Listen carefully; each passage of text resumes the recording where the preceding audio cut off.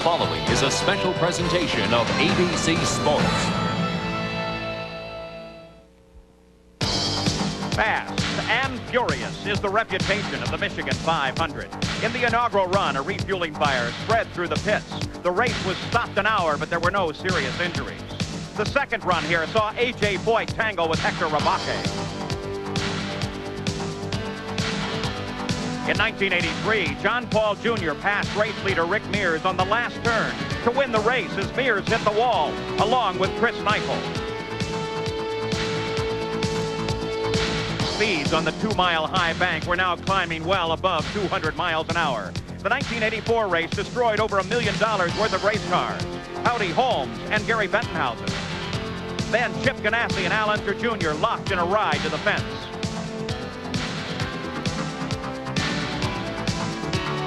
On the final lap, Pancho Carter flipped down the backstretch, destroying the race car and clipping off fence posts. Michigan International holds a myriad of IndyCar records. The fastest race, the fastest single lap, and the fastest 500 were all run here.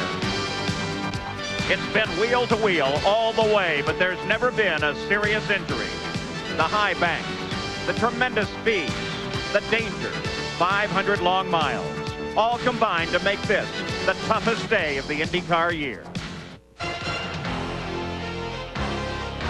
Live from the Irish Hills of southern Michigan, 70 miles west of Detroit, it's the 10th round of the PPG IndyCar World Series, the second jewel of auto racing's Triple Crown. Road Handler presents the Michigan 500. Michigan International Speedway. The crowd has now moved into position, everyone with a favorite spot to watch this magnificent run for 500 miles.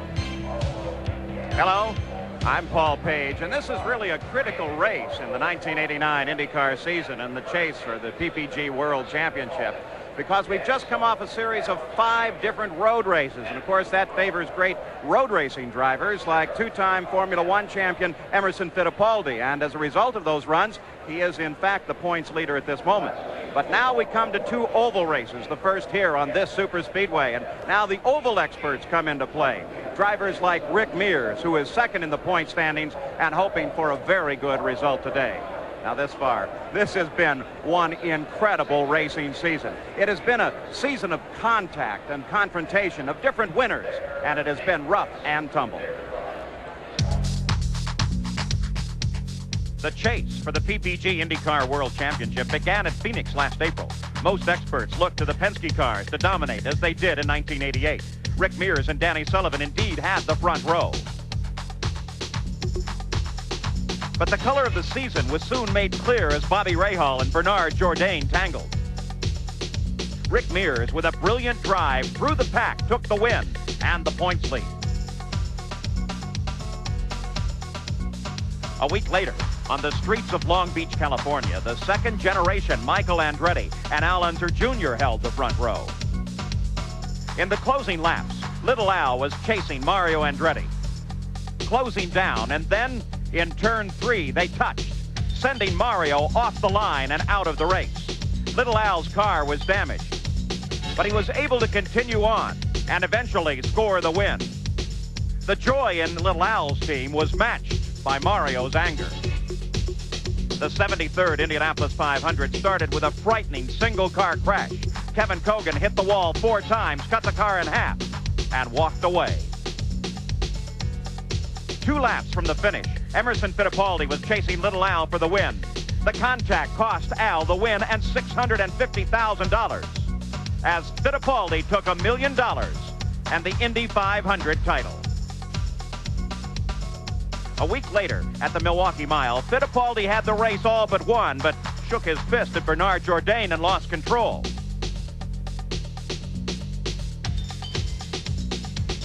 Rick Mears took his second win of the year.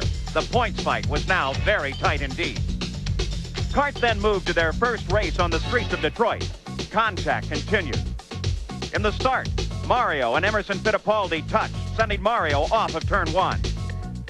Restarted, Mario fought his way up from last place, only to be confronted with Emo again.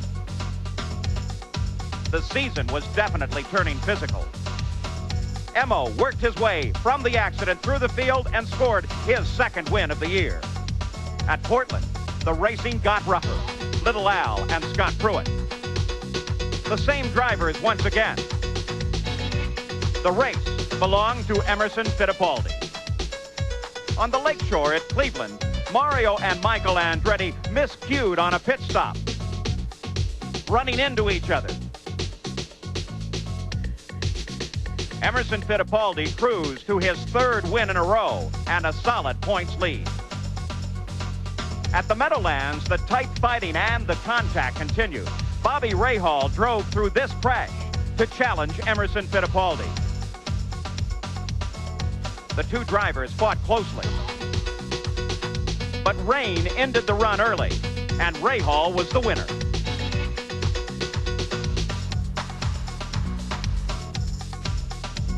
Contact and confrontation carried on to Canada 2 weeks ago. Mario was trying to pass Teo Fabi and hit Roberto Guerrero's parked car. Toward the end of the race, Michael Andretti cut off Fittipaldi. This time, Michael was the winner of the confrontation and his first IndyCar win in 2 years. So far, there have been 5 different winners in a season that's been wheel to wheel and the roughest in memory. Question, of course, is will that roughness continue in the Michigan 500? Just a moment, we'll be back with a closer look at today's race and the start of the engines.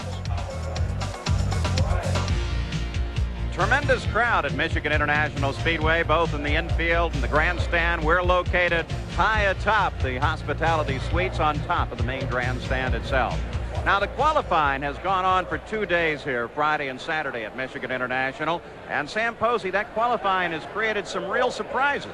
It certainly has. The first surprise is that Rick Mears, who through the years has won 20 pole positions on super speedways, including 6 at Michigan itself here, was narrowly defeated for the pole by Emerson Fittipaldi, who had never won a pole on an oval track of any kind before. That was a big upset.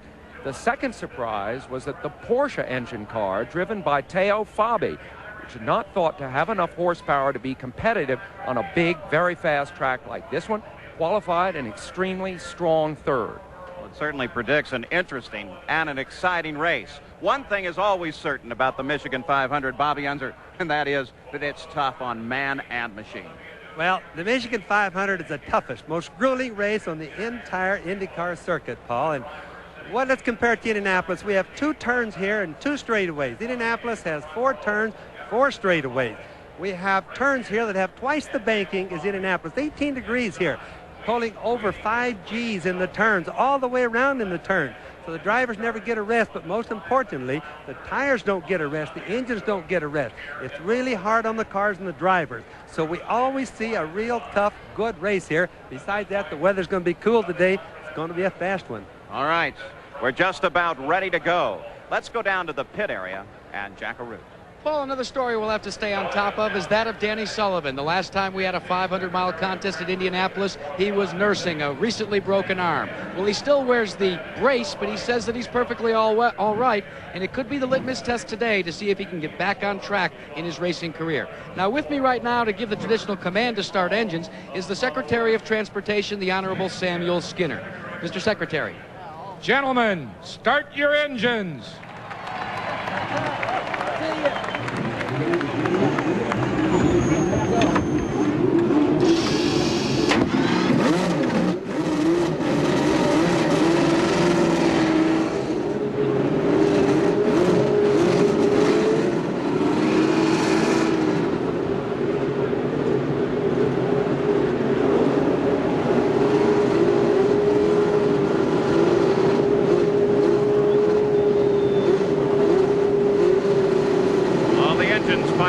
Ready to go now. On the line today for $800,000. The race is 500 miles. That's 250 times around the high banks of Michigan International. We'll be back.